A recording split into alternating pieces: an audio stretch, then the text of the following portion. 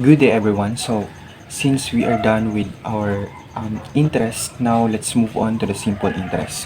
But before that, let's read first our learning outcomes or lesson objectives.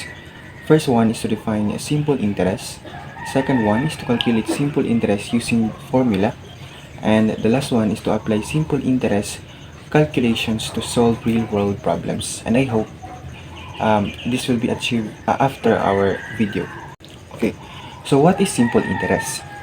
Simple interest, in math, simple interest is the interest earned or paid on the original amount of money or principal over a period of time. The formula for the simple interest is equals to I is equals to P, R, and T. So in simple term, simple interest is like is an interest that in that specific time the the amount of interest will have unsteady only. So like for example, you borrowed a 1,000 to your neighbor with a 10% rate. So after 1 month, it will gain a 100 interest. And in the second month, it will also gain a 100 interest. Okay? So 100 plus 200 and so on and so forth. Unlike in the compound interest that those 1,000 in the first month that being gained at the 10% simple interest rate will also gain another interest. Those 1,000 will have a 100 in the first month. So those 100 will become a principal now. So 1,100 will gain a 10% in the second month. In the third month, another. So on and so forth also. Okay? Here are the different notations and definition of terms. I stands for interest. We all know that interest, right? We are talking about that in the previous video. And here is the principal. P is stands for principal, in which it is the mother money, or we can call it the the the yung inahan, di ba? Yung hinihiram mong pera.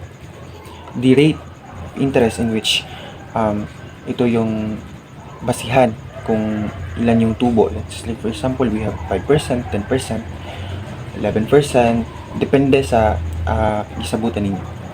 And also the time, of course, natay time kay monthly ba, yearly ba, ang inyong gusto nga bayaran nimo ang kuan, in how long inyo bariyan. And also the final or the future value, in which kanang pila ka mga years. So ang future value mga kanus-an nimo or kana bang murag kanang in how many months or years dito na nimo bariyan future value. Value kung kanus-a nimo bariyan ang usa ka amount. Okay, so to further understand that what I've explained to you, let's have an example. Okay, so here I want you to pause this video and try to solve this example. Okay, time's up. So let's solve. How much interest will your mother earn in her investment of 12,000 at 5% simple interest for 3 years? So first nating gagawin is to find what is the missing one. Okay, ano yung hinahanap dito? So from the word itself, no, how much interest? Okay, so interest yung hinahanap dito. Okay, so here's the solution.